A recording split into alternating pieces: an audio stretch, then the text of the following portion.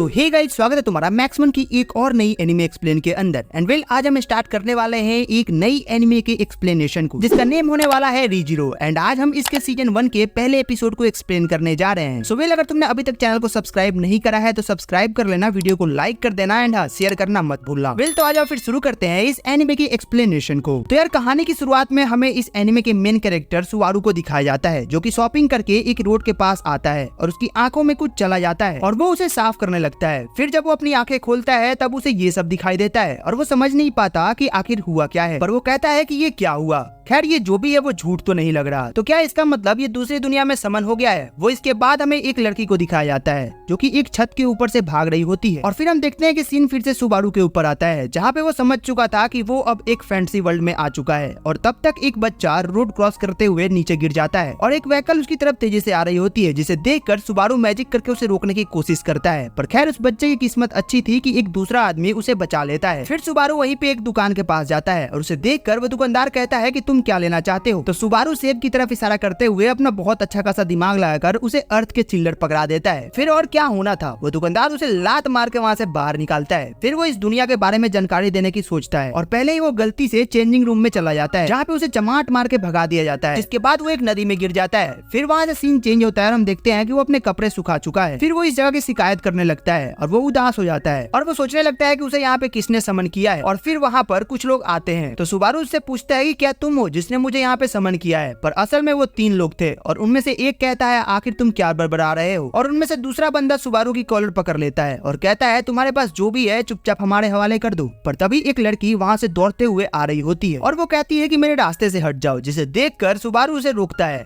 और पूछता है कि क्या तुम हो जिसने मुझे समन किया है? तो वो लड़की कहती है मैं जानती हूँ तुम क्या कह रहे हो। और इतना कहकर वो लड़की वहाँ से छलांग मारते हुए चली जाती है। लेकिन फिर सुबारू अपने आप को मोटिवेट करता है और उनमें से एक को घूंसा मार देता है और दूसरे को लात मारता है, जिससे कि वो दोनों दूर जाके गिर जाते हैं। और सुबारू अपने मन में बहुत ज्यादा खुश होता है और वो कहता है कि ये पहली बार है जब मैंने किसी को मारा है, मुझे नहीं लगा था कि इसमें इतना दर्द होता होगा। और फिर सुबारू उस तीसरे को मारने के लिए आगे बढ़ता है, लेकिन वो बंदा चालाकी से एक चाकू निकाल लेता है और उसे देखकर सुबारू उससे माफी मांगने लगता है। इसके बाद हम देखते हैं कि वो तीनों बंदे मिलकर उसे कूटने लगते हैं। फिर तभी एक लड़की की आवाज आती है, बस हो गया। और ये सुनकर वो सभी उसे देखने लग जाते हैं और वो कहती है कि आपने जो मुझसे चुराया है वो मेरे लिए बहुत जरूरी है, प्लीज अच्छे लोगों की तरह मुझे मेरा सामान वापस कर दो। जिसमें से एक लड़का कहता है कि क्या तुम इसे बचाने नहीं आई हो? जिसमें लड़की कहती है कि ये कौन है, कितने अजीब कपड़े पहने हैं इसने। और वो सुनकर वो लड़का उसे कहता है कि तुम्हारी जो भी चीज है शायद उसे उस लड़की ने चुराया था जो यहाँ से अभी अभी भाग के गई है। तो वो लड़की कहती है कि देखकर तो नहीं लग रहा कि तुम लोग झूठ कह रहे हो। फिर वो लड़की उसी दिशा की तरफ जाने लगती है, पर तभी वो रुक जाती है और कहती है कि ये जो भी हो रहा है मैं इसे नजरअंदाज नहीं कर सकती। और ये कहते ही वो लड़की मैजिक से क्रिस्टल बनाकर उन दोनों पर हमला कर देती है, पर वो गिरने के बावजूद भी कहते हैं कि क्या तुम अकेली हमें हरा सकती हो? तभी उस लड़की के हाथ में से एक बिल्ली समन हो जाती है, जो देखकर ये लड़का कहता है क्या तुम स्पिरिचुअल आर्ट्स जानती हो? जो सुन के वो लड़की कहती है कि हाँ, और वो बिल्ला रहता है और अगर तुमने इस लड़की को कुछ भी किया तो मैं तुम्हें लाइफ टाइम डराता रहूंगा। और ये सुनकर वो सभी वहाँ से भाग जाते हैं, जिसके बाद अपना हीरो उसे बचाने के लिए शुक्रिया कहता है। जिसके बाद वो लड़की कहती है कि क्या तुम जानते हो कि मेरा इंसिग्निया किसने चुराया है? जिसके बाद वो कहता है कि नहीं, मुझे इसके बारे में कुछ भी नहीं पता। और तभी हम देखते हैं कि वो वहीं पे गिर जाता है, जो देख के वो लड़की कहती है कि अब हमें क्या करना चाहिए? तो वो लड़की कहती है कि हम उसकी मदद नहीं करेंगे। इसके बाद सुबारू अपने मन में कह रहा होता है कि वो गुस्से में भी कितने अच्छी लग रही है। और जब उसकी आंखें खुलती है तब वो अपने सामने देखता है कि वही लड़की बैठी होती है। तो सुबारू डर जाता है, लेकिन वो कहता है कि मुझे माफ करना जो मैं तुम्हें बेहोशी के बाद मेरे साथ रहना पड़ा। तो वो कहती है गलत मत समझना, मैं इसलिए यहाँ रुकी क्योंकि मैं तुमसे कुछ पूछना चाहती हूँ, क्या तुमने मेरा इंसिग्निया देखा है? जिसपे वो कहता है कि माफ करना, पर तुम कितनी भी बार पूछोगी मुझे उसके बारे में कुछ भी नहीं पता। तो फिर वो लड़की कहती है मैंने तुमसे पूछा और तुमने मुझे बताया कि तुम्हें कुछ भी नहीं पता, यानी कि तुमने मेरा एहसान चुका दिया और अगली बार से ऐसी जगह पे अकेले मत आना। लेकिन ऐसा नहीं है कि मुझे तुम्हारी चिंता हो रही है, ठीक है? अब मैं चलती हूँ। और ये कहकर वो वहाँ से जाने लगती है। इसके बाद तभी वो लड़का उसे रोकता है और कहता है कि तुम जो भी चीज ढूंढ रही हो क्या मैं उसे ढूंढने में तुम्हारी मदद कर सकती हूँ? जिसके बाद वो कहती है कि अरे नहीं, इसकी कोई जरूरत नहीं है, तुमने अभी अभी मेरा एहसान चुकाया है तो तुम आराम से यहाँ से जा सकते हो, तुम्हें ज्यादा गिल्ट फील करने की कोई जरूरत नहीं है। तो अपना सुबारू उसे बताता है कि देखो जैसा तुम सोच रही हो वैसा बिल्कुल नहीं है, मैं हर दिन एक आदमी की मदद करता हूँ और आज मैं तुम्हारी मदद करना चाहता हूँ और ये मैं अपनी खुशी के लिए कर रहा हूँ। जिसके बाद वो भी उसकी मदद लेने के लिए तैयार हो जाती है। इसके बाद वो लोग उस चोर का पता लगाने के लिए काफी जगह पे घूमते हैं, लेकिन उसके नाम मिलने पे वो सब लोग जाके एक ऊंची जगह पे बैठ जाते हैं और वहाँ पे सुबारू उस स्पिरिट से उसका नाम पूछता है। जिसके बाद वो उसे अपना नाम पग बताती है। फिर सुबारू उस लड़की से उसका नाम पूछता है, जिसके बाद वो लड़की उसे अपना नाम सातिला बताती है। तो वो कहता है कि सातिला, वह क्या नाम है। जिसके बाद सुबारू उस स्पिरिट को टच करने की कोशिश करता है और वो आसानी से उसे टच भी कर लेता है, जिसे देख के सातिला काफी ज्यादा शॉक हो जाती है और वो कहती है कि तुम इतनी आसानी से एक स्पिरिट को कैसे टच कर सकते हो, तुम सच में काफी ज्यादा अजीब हो। वैसे तुम आए कहाँ से हो? तो बताता है कि मैं साउथ साइड से आया हूँ। वो लड़की कहती है कि पर उस साइड में तो कोई जगह ही नहीं है। इसके बाद लड़की कहती है कि यार तुम बहुत ज्यादा ही अजीब लड़के हो, तुम्हें नहीं पता कि तुम कहाँ से आए हो, तुम इतने ज्यादा कंगाल हो, तुम पढ़ भी नहीं सकते, यानी कि तुम्हारी तो हालत मुझसे भी खराब है। और तभी हम देखते हैं कि जो पग होता है वो सुबारू के पास जाके कहता है कि तुम्हारा टेस्ट बहुत खराब है, I mean, तुम्हें सातिला जैसा नाम कैसे पसंद आ गया। तभी हम देखते हैं कि ये तीनों अब डिसाइड करते हैं कि चलो हम फिर से उसे ढूंढते हैं और ये तीनों निकल जाते हैं उस चोर को ढूंढने के लिए। तभी इन्हें एक छोटी सी बच्ची रोते हुए दिखती है। तभी हम देखते हैं कि सातिला सुबारू से कहती है कि हमें उसकी मदद करनी चाहिए, जिसपे सुबारू कहता है कि नहीं, हमें उस चोर को ढूंढना है। जिसपे सातिला कहती है कि आखिर तुम उस छोटी सी बच्ची को ऐसे कैसे छोड़ सकते हो, मैं जा रही हूँ उसकी मदद करने। जिसके बाद सातिला उसके पास चले जाती है और उससे पूछती है कि क्या हुआ और उसे संभालने की कोशिश करती है, लेकिन वो बच्ची और जोर जोर से रोने लगती है। तभी हम देखते हैं कि सुबारू वहाँ पे आता है और एक कॉइन निकालकर उस बच्ची को मैजिक दिखाता है, जिसे देख के वो बच्ची बहुत ज्यादा खुश हो जाती है। और तभी हम देखते हैं कि उस बच्ची की माँ वहाँ पे आ जाती है। तभी सातिला उसे कहती है कि तुमने मेरी मदद कर दी, अब तुम जा सकते हो। इस पे सुबारू कहता है कि अरे नहीं नहीं, ऐसा कुछ नहीं है, मैं तो बस उस बच्ची को खुश कर रहा था, वो भी तुम्हारे लिए। तो वो कहती है कि लेकिन ऐसा करने से तुम्हारा एक अच्छा काम करना तो पूरा हो गया, तो अब तुम जा ही सकते हो ना। तो वो कहता है कि अरे यार, अगर मैं एक से ज्यादा अच्छे काम कर दूं तो उसमें क्या दिक्कत है, और मैंने उस बच्चे की मदद इसलिए कर दी क्योंकि तुम्हें अभी उस चोर को भी ढूंढना है, तो चलो हम जल्दी से जल्दी उसे ढूंढने की कोशिश करते हैं। तभी वो लड़की कहती है कि अच्छा,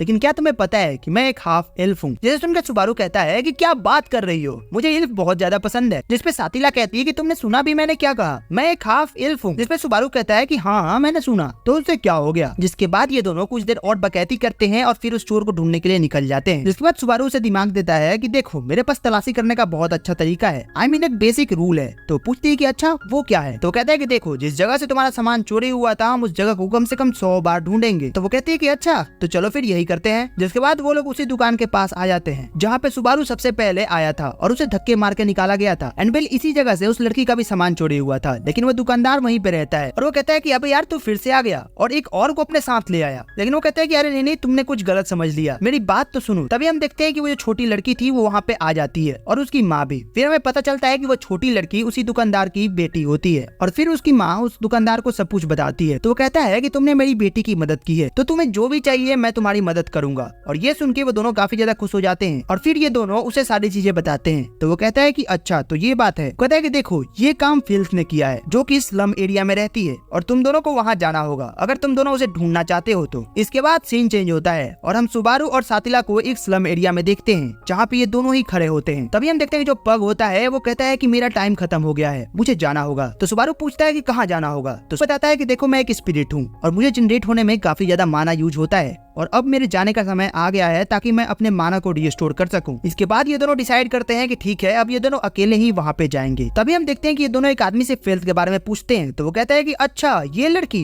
वो तो उस लूट हाउस में रहती है। इसके बाद ये दोनों लूट हाउस के पास जाते हैं और सुबारू उसके अंदर जाते हुए सातिला से कहता है कि देखो, तुम यहीं पे खड़ी रहना, मैं अंदर से जाकर जब तक ना बोलूं तुम अंदर मत आना, और हाँ, अगर तुम चाहो तो मेरे बिना डिनर कर सकती हो। तो सातिला कहती है कि बेवकूफों जैसी बातें मत करो और सुबारू से कहता है कि ठीक है, मैं जब अंदर से आवाज दूंगा तभी तुम अंदर आना। और इतना कह के वो अंदर चला जाता है। एंड वेल, जब सुबारू अंदर चला जाता है तो उसके थोड़ी देर बाद उसे उसके नीचे कुछ गीला गीला सा महसूस होता है और जब वो अपना टॉर्च बार कर वहाँ देखता है तो वहाँ एक इंसान की लाश पड़ी होती है और उसका बहुत ज्यादा खून भी बह रहा होता है। ये देखकर सुबारू बहुत ज्यादा घबरा जाता है और तभी उसके पीछे से एक आवाज आती है, तो तुमने देख लिया, मेरे पास अब कोई और रास्ता नहीं बचा है सिवाय तुम्हें मारने के। और इतना कह के वो आदमी सुबारू पे अटैक कर देता है और हम देखते हैं कि सुबारू जमीन पे लेटा होता है और उसके पेट से बहुत ज्यादा खून बह रहा होता है और सुबारू काफी ज्यादा सोच रहा होता है। तभी हम देखते हैं कि सातिला भी अंदर आ जाती है और सातिला पे भी वो आदमी अटैक कर देता है और सुबारू कहता है कि नहीं, ऐसा नहीं हो सकता, मैं सातिला को बचा के रहूंगा। और सुबारू सातिला का हाथ पकड़ लेता है और वो कहता है कि मैं तुम्हें बचा के रहूंगा, तुम चिंता मत करो। और इतना कहते ही उसकी आंखें बंद हो जाती है। फिर सीन शिफ्ट होता है और हमें दूसरे सीन में सब कुछ ब्लर दिखाया जाता है और ये बंदा कह रहा होता है, क्या हुआ,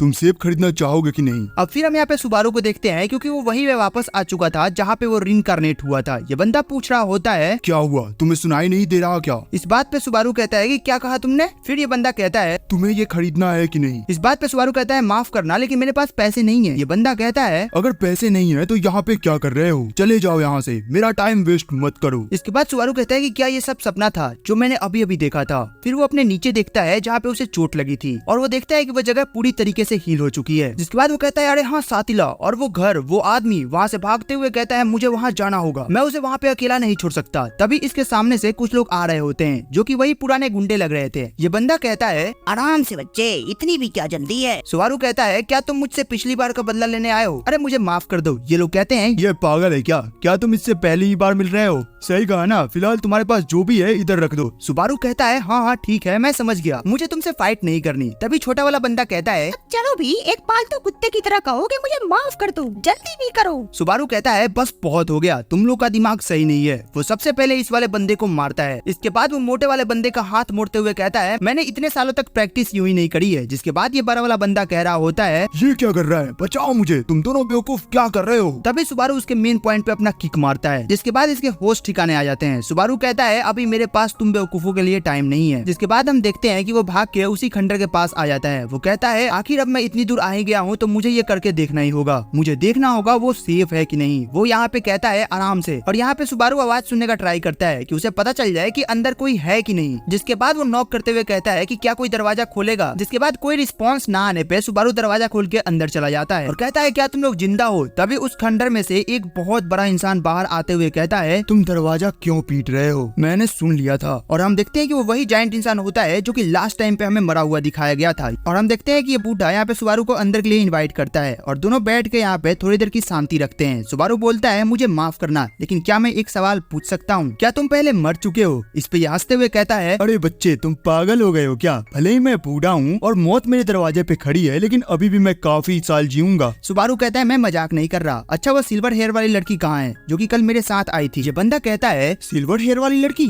मैंने आज तक ऐसी किसी इंसान को नहीं देखा। सुबारू कहता है ये सब क्या है, मैंने कल क्या देखा था? जिसके बाद वो बंदा कहता है वैसे तुम ये बताना चाहोगे कि तुम यहाँ पे क्यों आए हो? वैसे भी तुमने मेरा बहुत टाइम वेस्ट कर दिया है। जिसके बाद सुबारू कहता है अरे हाँ मैं बताना भूल ही गया, मैं यहाँ पे इंसिग्निया को ट्रेड करने के लिए आया हूँ। जिसपे ये कहता है इंसिग्निया ये क्या होता है? इस पे सुबारू बताता है उसके बीच में एक ज्वेलरी लगी थी और वो छोटा सा था। इस पे ये बूढ़ा कहता है मुझे तो ऐसा कुछ याद नहीं। सुबारू चिल्लाते हुए कहता है कम ऑन, याद करने की ट्राई करो, तुम बूढ़े हो चुके हो इसलिए तुम्हारी याददाश्त कमजोर है। जिसके बाद वो बूढ़ा कहता है माफ करना बच्चे लेकिन मैंने पूरे दिमाग से सोचा है, मैं ऐसी चीज के बारे में नहीं जानता। फिलहाल मैं तुम्हें एक बात बता दूं, मेरे एक पंटर यहाँ पे आ रही है और जैसा तुम बता रहे हो बिल्कुल वो ऐसी ही एक चीज आज लेके आने वाली है। जिसके बाद सुबारू कहता है क्या वो फेल्ट है जिसकी तुम बात कर रहे हो जो कि सामान लाएगी? ये बूढ़ा कहता है कमाल है, तुम फ्रेड को जानते हो, मुझे विश्वास नहीं हो रहा। फिलहाल तुम ये बताओ कि तुम उसे खरीदोगे कैसे? इस पे सुबारू कहता है मैं उसे खरीदने नहीं वाला बल्कि ट्रेड करूंगा। जिसके बाद वो बूढ़ा कहता है तुमने सही कहा, तुम्हारे पास काफी अलग अलग चीजें हैं। फिर हम नेक्स्ट सीन में देखते हैं कि सुबारू बाहर बैठ के फेल्ट का इंतजार कर रहा होता है कि तभी फेल्ट वहाँ पे आ जाती है और वो कहती है कि माफ करना लेकिन तुम मेरे रास्ते पे हो, क्या तुम हट सकते हो? इस पे सुबारू कहता है अरे फेल्ट तुम आ गई। जिसके बाद फेल्ट कहती है माफ करना लेकिन क्या हम पहले मिल चुके हैं? जिसके बाद सुबारू कहता है अरे हाँ तुम्हें याद नहीं? कैसे नहीं याद तुम्हें, हम लोग कल ही तो मिले थे। फेल्ट कहती है मुझे माफ करना लेकिन मैं बहुत ही पीछी लेडी हूँ, मुझे सबके चेहरे याद नहीं रहते। सुबारू कहता है मैं तुमसे वो इंसिग्निया ट्रेड करने आया हूँ। जिसपे फेल्ट कहती है अरे ऐसी बात है क्या?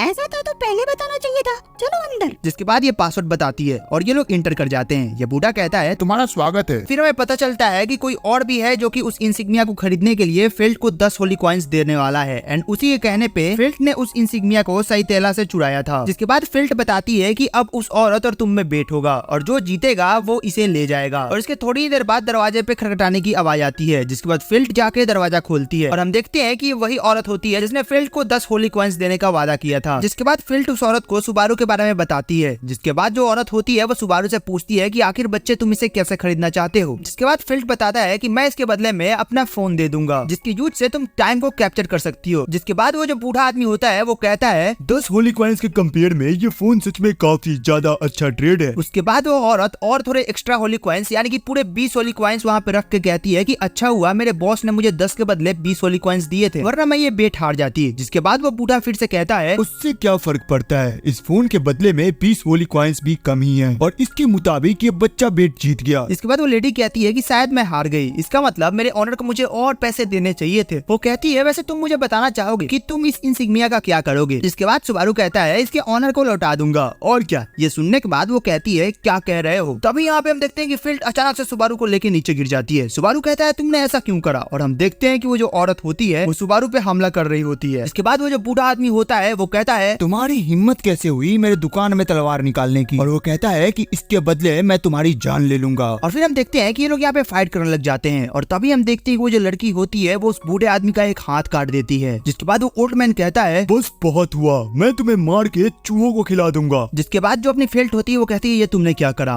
वो मेरे परिवार का आखिरी मेंबर था और तुमने उसे भी मार दिया, मैं तुम्हें नहीं छोड़ूंगी। जिसके बाद वो उस पे हमला करने के लिए जाती है, लेकिन वो औरत होती है वो उसे भी एक तरफ फेंक देती है और वो उस पे बहुत ही जायंट स्लाइस करती है जो कि डायरेक्ट फेल्ट को लगती है। और फेल्ट भी यहाँ पे आधी देर में मर चुकी होती है और वहाँ पे सिर्फ सुबारू बचा था। वो कहता है ये सब क्या हो रहा है, मेरे सामने दोनों मारे गए, आखिर तुम कौन हो। ये लेडी कहती है क्या हुआ, तुम तो बहुत ही कमजोर और धोखेबाज निकले, यहाँ पे सब लोग मर रहे हैं और तुम सिर्फ देख रहे हो। और इतना सुनते हैं सुबारू उस औरत पे हमला करने के लिए आगे बढ़ता है। जिसके बाद उसे बहुत जोरदार एक किक मारती है और हम देखते हैं सुबारू काफी ज्यादा घायल हो चुका होता है और उसके मुंह नाक से खून आ रहा होता है। लेडी कह रही होती है तुम तो सच में बेकार इंसान हो, और वो यहाँ पे तुरंत एक स्लाइस करती है और इसे देख के लग रहा होता है सुबारू ने उसे डॉज कर लिया है। और उसी इंस्टेंट टाइम में सुबारू यहाँ पे उस लेडी को एक बहुत ही तगड़ी किक मारता है। लेकिन हम सुबारू को देखते हैं जहाँ पे उसकी चेस्ट पूरी तरीके से कट चुकी होती है। वो कहती है तुमने ध्यान नहीं दिया, जब तुम मुझे किक मार रहे थे तब मैं तुम्हारे चेस्ट काट रही थी, तुम हार चुके हो। सुबारू नीचे गिर जाता है। सुबारू कह रहा होता है क्या मैं मरने वाला हूँ, क्या ये सब कुछ खत्म हो जाएगा, ऐसा कैसे हो सकता है, मैं फिर से नहीं मर सकता। और एक बार फिर से एक बहुत ही मिस्टीरियस तरीके से सुबारू वापस रिकॉर्नेट हो जाता है और हम देखते हैं कि वही शॉपकीपर वहाँ पे होता है और वो कह रहा होता है तुम उसे खरीदोगे कि नहीं।